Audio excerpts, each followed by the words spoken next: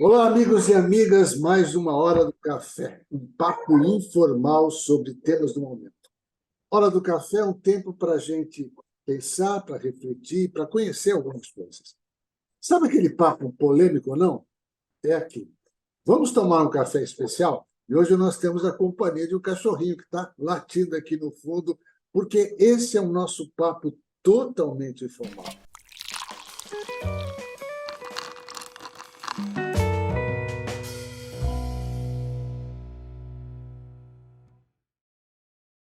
O nosso papo de hoje é com Vitor Aguiar. Vitor Aguiar é hipnólogo, professor, doutor. Se eu começar a falar do meu amigo Vitor Aguiar, eu vou ficar aqui e vamos ficar muito tempo só conversando. O que é mais importante que eu vou passar a palavra para ele é que o nosso tema, né, é um tema muito importante, na minha opinião e na opinião de muita gente, que é a reprogramação da mente. O que nós podemos fazer para que tenhamos uma vida melhor, tenhamos um processo, qualidade da nossa vida, reprogramando a nossa mente. Então, vamos bater um papo com alguém que está trabalhando com isso já há muitos anos.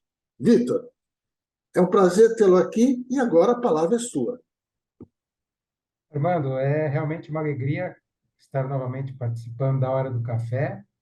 E quando você fez a minha apresentação, você esqueceu de uma das partes mais importantes, que foi falar que tudo que eu sei de PNL eu aprendi com você. Essa é uma das partes mais importantes, porque, inclusive, essa ferramenta ela é fundamental se alguém deseja reprogramar a mente.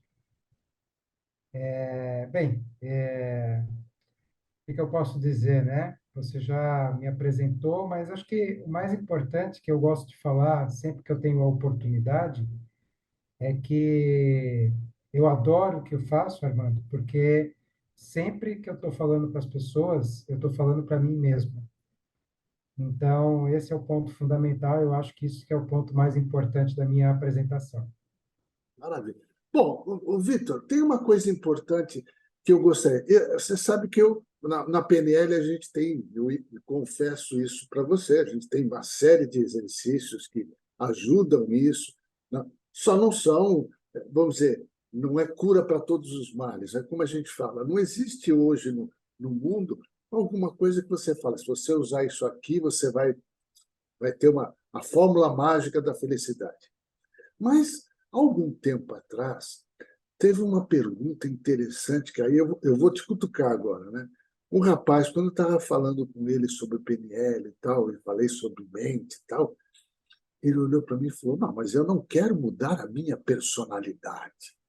Eu olhei para ele e falei: Cara, só que não é isso. Não tivemos tempo de explicar. Mas ainda tem muita gente que, quando a gente fala reprogramação, a pessoa pensa: Ah, eu vou mudar a minha personalidade. É isso, alguma coisa do que você também tem visto aí. A gente fala muito de reprogramação porque nessa era da cibernética e informática que nós vivemos, é muito tranquilo da gente fazer uma comparação entre a nossa mente como um sistema, o nosso corpo como a tela do computador e o programa que está rodando, fazendo com que a gente execute algumas coisas, e na verdade algumas coisas não. 85% do que nós fazemos é no piloto automático. Então, sempre que eu tenho a oportunidade de trabalhar com alguém, eu faço uma pergunta-chave. Mas isso te incomoda? E aí, quando a pessoa fala, realmente isso me incomoda, eu coloco à disposição dela algumas possibilidades para quê? Para que ela elimine aquilo que a incomoda ou elimine aquilo que impede dela ser exatamente a pessoa que ela gostaria de ser ou de agir da forma como ela gostaria de agir. É nesse sentido que a gente fala de reprogramação. A nossa essência, vamos dizer assim, a nossa personalidade, o jeito de nós sermos, ela pode, com o passar do tempo, com a nossa maturidade, com as nossas experiências de vida, ela pode ir se modificando, mas no fundo, a nossa essência, os valores que nós carregamos conosco, isso vai fazer parte da nossa vida de toda maneira. Então, por exemplo, se eu tenho uma personalidade marcante, por exemplo, se eu vou lá no DISC e faço lá o teste e sou avaliado como dominante, isso faz parte da minha personalidade. Eu vou ser uma pessoa dominante, mas é claro que com o passar do tempo, com a maturidade, com o amadurecimento, com as experiências, até com os tapas que eu vou levando da vida, eu entendo que, ok, eu sou dominante, mas tem momento que eu tenho que tirar um pouco o pé do acelerador, porque talvez esse meu perfil dominante, ele me faça ganhar bastante coisa, mas me faça perder outras tantas.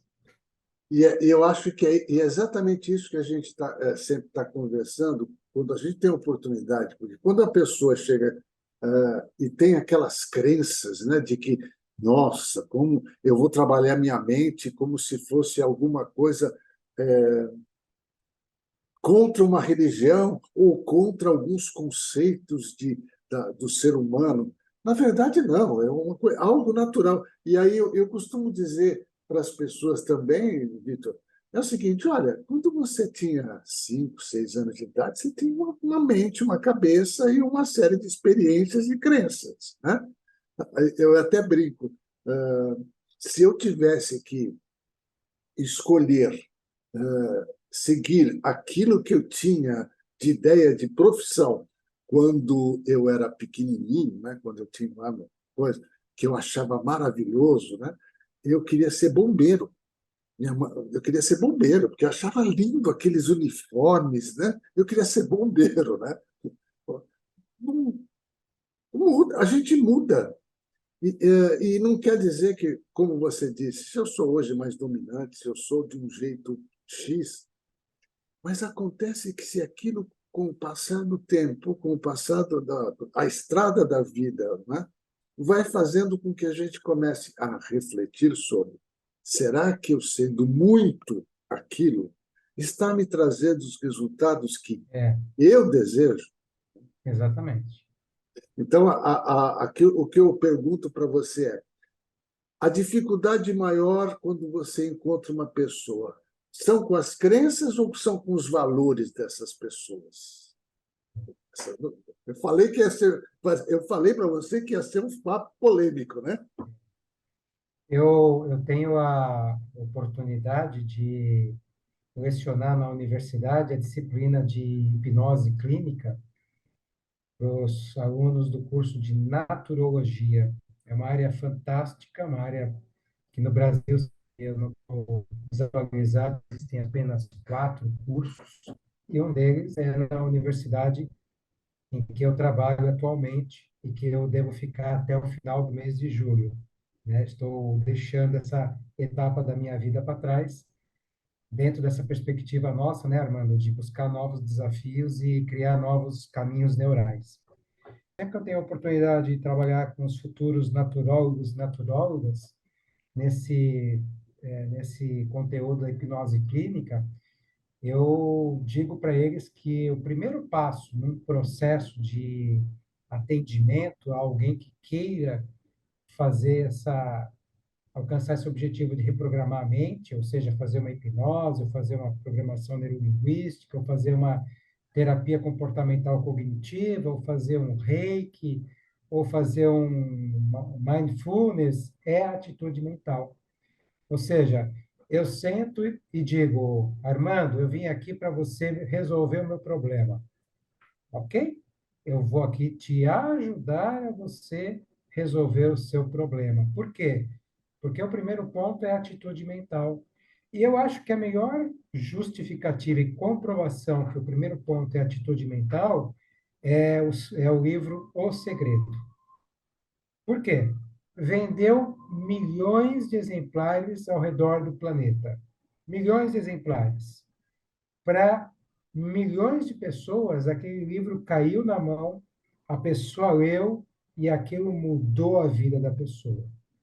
Mas para milhões de pessoas, a pessoa leu e falou assim: que bobageira isso, como é que as pessoas compram isso? É a mesma coisa quando a gente vai num culto religioso, seja lá de que religião que for. Tem gente que vai, senta e fala: Nossa, ele falou isso para mim. Olha que incrível, ele falou isso para mim. E tem gente que senta, né? E aí vamos falar de PNL, né, mano? Já se fecha. Ah, vamos ver o que vai acontecer. E pronto. Então, o ponto fundamental é a atitude mental. E, nesse sentido, quando a gente vai trabalhar, por exemplo, com a hipnose clínica, que é a minha especialidade, a primeira etapa a gente chama de pré-talk, que é a conversa preliminar, é trocar uma ideia, entender a necessidade da pessoa. Que nem, por exemplo, esses dias eu atendi uma pessoa que trouxe um quadro de fobia toda vez que pegava a estrada. E para complicar, essa pessoa, dentro de poucos dias, estaria mudando para uma cidade à beira da estrada e teria que, no mínimo, 3 vezes por semana pegar a BR, né? A BR-101, que é a que nos serve aqui em Santa Catarina. E aí nós começamos a conversar e ela trouxe, e aí eu perguntei, mas você sempre sentiu esse medo de dirigir na BR? Aí ela disse, não, na verdade, isso passou a acontecer depois que eu tive um acidente na BR. E eu disse: Como é que foi esse acidente? Fala para mim. E ela narrou o acidente e foi um engavetamento. Ou seja, foi aquela coisa de alguém frear lá na frente, o outro freou e ela bateu à frente e alguém bateu atrás dela. Sem maiores danos físicos, felizmente, só danos materiais. E aí eu disse para ela assim, disse, olha nos meus olhos, diz para mim, você se sente culpada desse acidente? Aí ela, em parte sim, né? Se eu tivesse prestado mais atenção. Aí eu disse, tá, mas vamos ser sinceros. Vamos imaginar que você estivesse super atenta, totalmente concentrada. Você acredita que realmente daria para ter evitado? E aí ela disse, não, sempre daria para ter evitado, mas acredito que não, porque foi tudo muito rápido e, bom, eu nem estava correndo muito, tanto que meu carro, assim, amassou muito pouco na frente e o que veio atrás amassou até um pouco mais, porque ele estava em maior velocidade. E aí eu fui conversando com ela e ela chegou à conclusão de que ela não teve culpa. Ela chegou à conclusão de que, ok, foi uma fatalidade. Foi esse o momento que eu disse: estamos prontos agora para trabalhar a sua reprogramação. Então, tudo, né, é a questão da atitude mental. Pois é.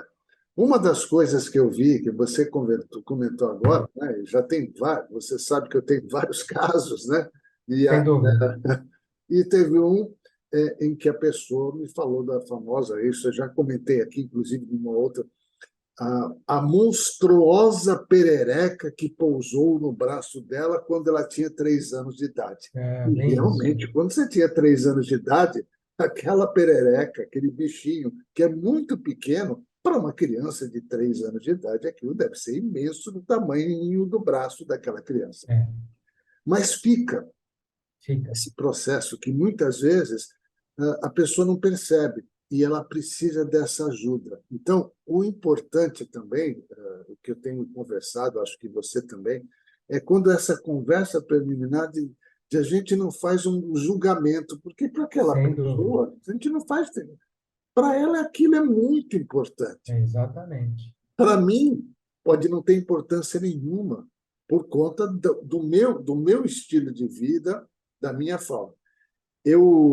Quando eu era adolescente, tinha lá meus 17 anos, resolvi fazer uma viagem de carona, de São Paulo até a Bahia. E na volta, né, quando eu estava voltando, depois de temporada, né, o caminhão que eu estava pegando a carona capotou, caiu e numa ribanceira. Eu não tive nada, eu só tive o pé quebrado, porque eu pulei, saí, estava na caçamba do caminhão, né? Eu fui jogado longe.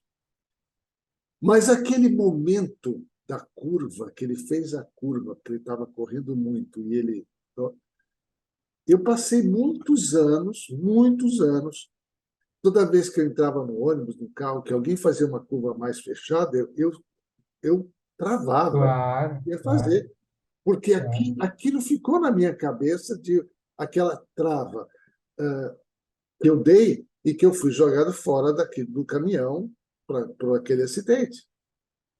Então, para algumas pessoas, é aquilo, mas isso foi tão bem, isso não aconteceu nada Sim, com você, o máximo sim, que aconteceu, você quebrou o pé. Falei, mas para mim foi algo muito sério. Então, é, as pessoas têm que parar de avaliar as coisas. é, Eu sempre digo, mesmo que você não seja um, um professor, mesmo que você não seja um terapeuta, vamos parar de avaliar se é. aquilo Vamos que, primeiro acolher, né? né? Ah, Olha, Armando, deixa eu contar um caso bem interessante para você. legal, Pode legal. ser? Uhum, Toda vez que a pessoa traz uma fobia, e eu trabalho com tantas outras temáticas, mas acabamos falando da fobia. Toda vez que alguém traz uma fobia, eu tenho o costume, quando a pessoa chega, aí ela, por exemplo, eu tenho um pavor de barata. Eu tenho o costume de pegar o meu celular enquanto eu estou falando com a pessoa, e geralmente a anamnese da pessoa está no meu celular, por isso que eu estou com ele geralmente na mão. Eu digo para a pessoa: eu estou consultando aqui tua anamnese, que é o cadastro, vamos dizer assim. E aí eu vou lá e digito aquilo que a pessoa falou, né? Barata, dentista, agulha, sapo, que é muito comum, né? Aranha. E aí, quando a pessoa está falando comigo, eu digo assim: e como é que você se vê? Como é que você se sente quando você vê isso? E coloco uma imagem daquilo que a pessoa falou para tentar calibrar a fobia da pessoa. Então, às vezes, né? Uma vez eu estava trabalhando pela internet com uma pessoa com fobia de sapo. E eu peguei e coloquei assim na tela a imagem, a pessoa deu quase que um pulo para trás, assim, né?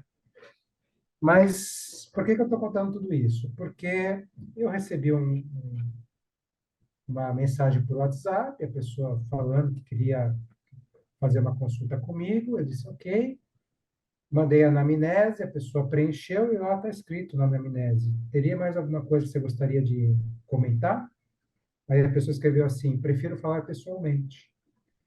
E aí eu já me preparei assim, bom, já imagino que seja, né? Muitas vezes a pessoa, quando coloca essa questão do prefiro falar pessoalmente, ela vai trazer, infelizmente, alguns conteúdos de abuso, de, sei lá, relacionamento, né? Que são mais delicados. E aí era um rapaz de seus 45 anos, 45 anos, me recordo agora. Começamos a conversar. E ele falou assim: eu não quis escrever porque eu tenho muita vergonha do que se passa comigo. E aí eu disse: não, eu agradeço a sua confiança. Se você se sentir confortável, eu estou aqui para poder te auxiliar. Aí ele disse assim: sabe o que que é? Eu tenho muito medo de lobisomem. Eu sei que não existe, mas é algo que me traz muito medo. E aí eu disse: tá, e como é que isso acontece? Ele falou assim: não, na verdade, o meu grande problema é que eu não consigo, de jeito nenhum, dormir de luz apagada. E para complicar, doutor, eu tive uma mudança na empresa e agora eu estou tendo que viajar com o pessoal da assistência técnica e a gente fica juntos no quarto. Mas como é que eu vou dizer para o meu colega de quarto que eu não consigo dormir de luz apagada?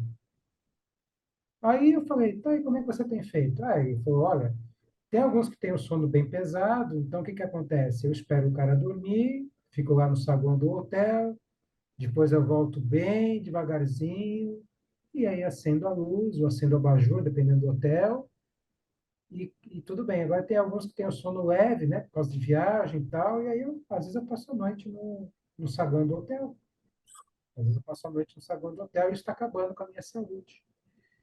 E aí, conversando com ele, eu usei a mesma técnica, eu digitei no Google lobisomem, veio uma imagem X. Eu falei: bom, nem sei se é isso. E aí eu mostrei para ele e ele falou assim: eu não me sinto bem vendo isso. Resumindo, esse homem, ele foi criado pelos tios, porque os pais tinham uma questão profissional e tal. E esse tio falava para ele que embaixo da cama dele tinha o lobisomem, que se ele saísse da cama sem autorização, o lobisomem ia pegar e fazia barulhos e tal, e assim, né? Enfim, é isso. São programas que a gente tem. Então, quando a gente fala de reprogramar a mente, por meio de alguma técnica, levar a pessoa a um estado alterado de consciência, né? Levar a pessoa a um estado alterado de consciência e levar essa conversa que ele tem com ele mesmo, do tipo, cara, para com isso, não existe isso, você pode dormir tranquilo, você está seguro, levar para aquele momento e mudar o mindset para que aquilo mais não incomode. E é uma coisa interessante que a gente fala para as pessoas, não é que a pessoa vai esquecer, porque ela não esquece, mas ela não precisa ter o comportamento que Exatamente. ela teve quando ela tinha. Porque realmente, você pega uma criança, põe ela para dormir e diz para ela: embaixo da cama tem um lobisomem. E eu não sei nem, sinceramente, quando eu era pequeno, quando alguém chegava e falava: olha, tem o bicho-papão. Eu, É. que bicho-papão? Deve ser uma coisa muito ruim, porque é um bicho-papão, né? Eu, Nossa época, Armando, era o homem do saco, né? é o homem do saco, né? No meu, para Vai mim, pegar, colocar você no saco e levar você embora. Agora, como é que você imagina aquilo? Uma criança, o homem do saco é grande, ele pode me colocar no saco. E realmente, então, eu não quero, eu vou fazer. O bicho, aquelas crenças que nós temos, na verdade, aconteceu, eu fiquei com medo, só que eu não preciso sentir medo o tempo todo, porque agora eu já aprendi que aquilo não é verdade. Então, como você Exatamente. disse, a reprogramação da mente não é a gente chegar e falar, passar uma borracha e falar, esquece o que aconteceu no passado. Não, é você dar um novo conceito, um novo comportamento, e dizer, peraí, isso não é verdade. Né? É, é, A, não é toda curva que vai acontecer um acidente. exato. Então, tem o trabalho, não é todas as coisas que vão acontecer exatamente como aconteceu quando eu era pequeno, porque quando eu era pequeno, eu não tinha o conhecimento que eu tenho hoje. Então, Exatamente. reprogramar a mente tem esse ponto que você disse.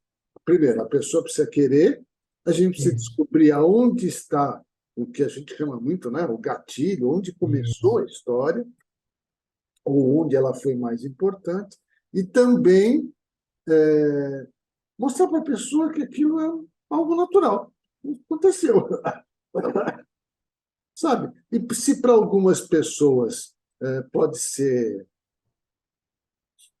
sei lá, pode ser, não, eu posso ficar envergonhado, isso é uma vergonha que eu tenho, para outras pessoas, não, gente, é É. algo sério. A vida da gente não é uma coisa assim que você escreve, todo mundo tem que ser daquele jeito, né?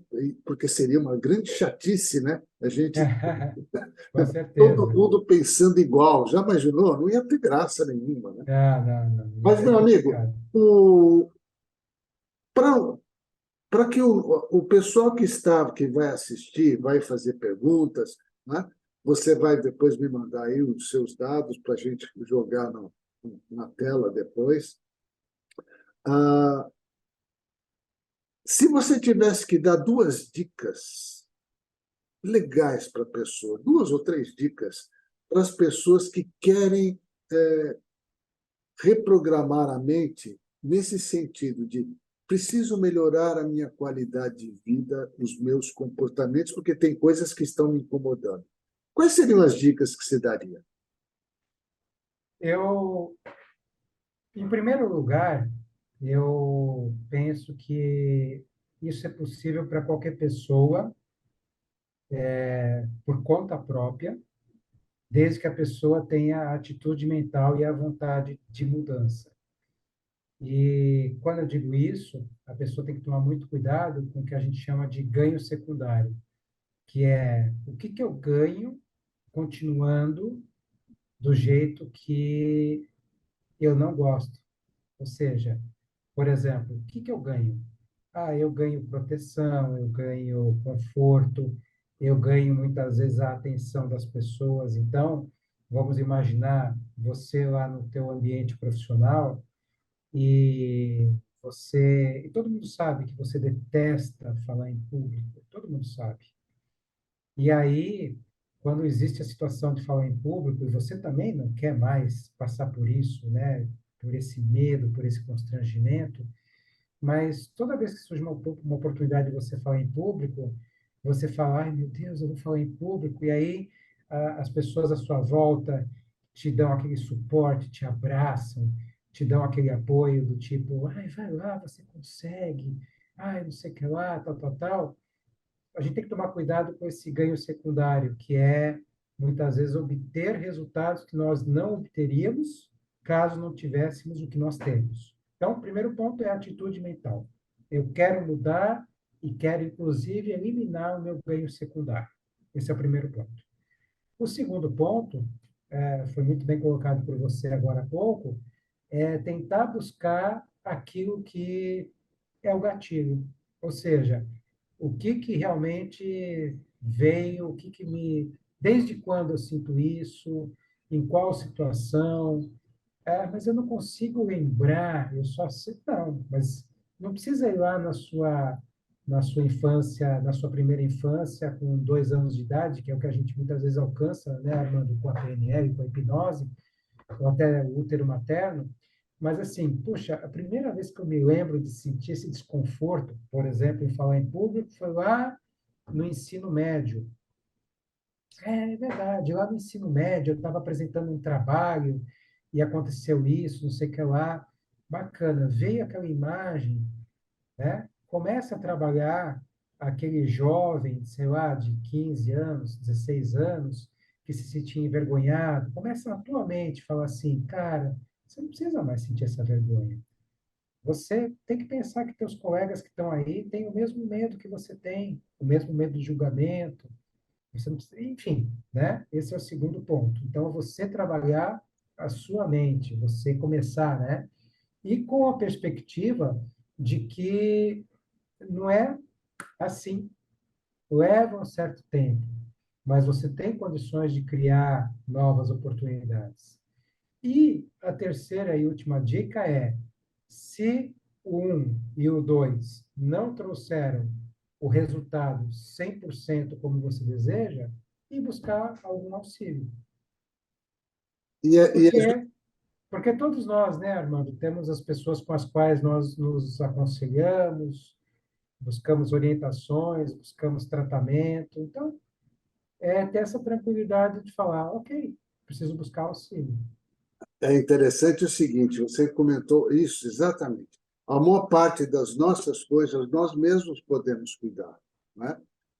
Mas tem uma hora que é o que a gente faz. Eu a vida inteira tive aquele problema, por mais que eu queira, eu não consigo, porque a, a nossa mente é poderosa, né? A gente Muito. programou ela e ela bom, se programou. Agora, para você desprogramar ou reprogramar isso, você precisa de um esforço, você É, precisa de uma mudança. E olha, é interessante o que você disse, que eu acho que é o ganho secundário. Às vezes as pessoas gostam demais, porque você sabe que tem um problema, tem alguma coisa que você não gosta, mas as pessoas que estão em volta de você te amparam, ou você é, sente alguma coisa que te dá um ganho secundário, que é aquilo que inibe a sua mudança. E quando a gente fala exatamente. inibe, inibe mesmo, porque, pô, peraí, eu estou fazendo isso, tudo bem. Então, usando aquela moça que tinha a parte lá da, da perereca do braço, que não entrava em casa nenhuma, tal, todo mundo da família amparava ela, não, É. tal, né? Agora você vê essa pessoa que tem o receio de dirigir. Alguém está dirigindo para essa pessoa? Então tem todo um processo que a gente percebe de amparo, né? Que do ganho secundário, que faz com que a pessoa continue aquilo. Bom, olha, dos males o menor, né? Essa É, frase para mim é terrível, né? dos males o menor, né? Então, puxa vida, eu vou ficar com isso aqui porque eu já estou acostumado. A minha zona de conforto, e o nosso inconsciente gosta muito disso, da zona de... sem dúvida. Está ali, está confortável, apesar de uma parte de mim estar sofrendo porque eu vou mudar, né? Mas, Totalmente. bom, o nosso bate-papo sempre vai terminando, né, com aquela ideia de que o que eu, Vitor, posso dar agora sim. Você já deu 3 dicas, agora tem o que a gente chama da dica matadora, aquela que você fala, pá, fantástica, para as pessoas que estão nos assistindo, e eu quero deixar claro muitas vezes, porque muito do que a gente conversa aqui na hora do café é no sentido de olhar para as pessoas e dizer, olha, isso aqui existe, não é um bicho de 7 cabeças, né? Não é um lobisomem, não é nenhuma coisa difícil, mas é importante que você saiba como que você pode fazer. O que você pode fazer para melhorar a sua qualidade de vida, e principalmente quando a gente fala de mente, a gente fala de comportamento, de sensações, de sentimentos, tá? Então, a dica matadora que você vai dar agora para a gente já ir caminhando para o nosso encerramento. Olha, eu diria para você que a mudança ela começa na decisão. E aposte na sua mente, porque a neuroplasticidade do nosso cérebro é incrível. A gente tem condições de mudar e fazer diferente, reaprender, e todos nós temos essa mesma capacidade. Então, seja você a mudança que você sempre desejou e merece. Maravilha! Olha, eu tô. Isso aqui vai ficar gravado e as pessoas vão poder assistir, vão poder conversar.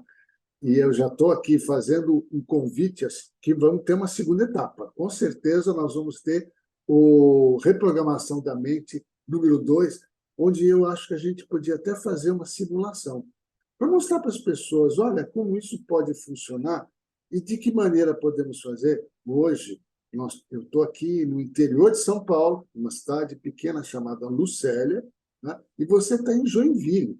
Ou seja, É, podemos hoje fazer um trabalho, eu converso com meu filho que mora na Nova Zelândia, e estou fazendo um trabalho de mentoria com ele, como você também deve atender gente do Brasil inteiro. Então, eu tenho tido o prazer de atender pessoas fora do Brasil. fora do Brasil. Tá? É, Então, ó, o interessante é isso. É para a gente mostrar para as pessoas o que é possível, que agora você já não tem, eu preciso sair para ir num lugar, em tal hora. Não, agora você pode fazer isso, combinado, obviamente, com o terapeuta ou com a pessoa que vai ajudá-lo, num determinado horário, você está dentro da sua casa, dentro do sem dúvida, seu ambiente. sem dúvida. Pode ajudar? Pode. Não, mas eu gostaria de estar num outro lugar. Vai para um outro lugar também, mas você não Claro, precisa estar viajando. Quer dizer, eu não preciso estar em Joinville presencialmente para ter um atendimento com o Vitor. Você não precisa vir para a Lucélia, que é no interior de São Paulo, para conversar comigo. Tá? Meu amigo, foi um prazer muito grande estar conversando com você. Olha, foi joia. Eu sei que tem muito mais coisas, mas eu acho que tem. a programação da mente, que a gente falou muito rapidamente sobre isso, mas tem algumas coisas que a gente vai deixar para as pessoas que estão Isso. nos assistindo, né? Fazer pergunta e falar, eu quero mais, eu quero saber mais, e não sei o quê, que na segunda etapa, eu e o Vitor vamos estar aqui presentes novamente para dar mais dicas. Mas o Vitor, que é a especialidade dele, da parte da hipnose. Da Agradeço. hipnose clínica. Tá? Grande abraço a todos. Muito obrigado e até a próxima Hora do Café. Vamos estar aqui juntos. Obrigado, Vitor, e até a próxima.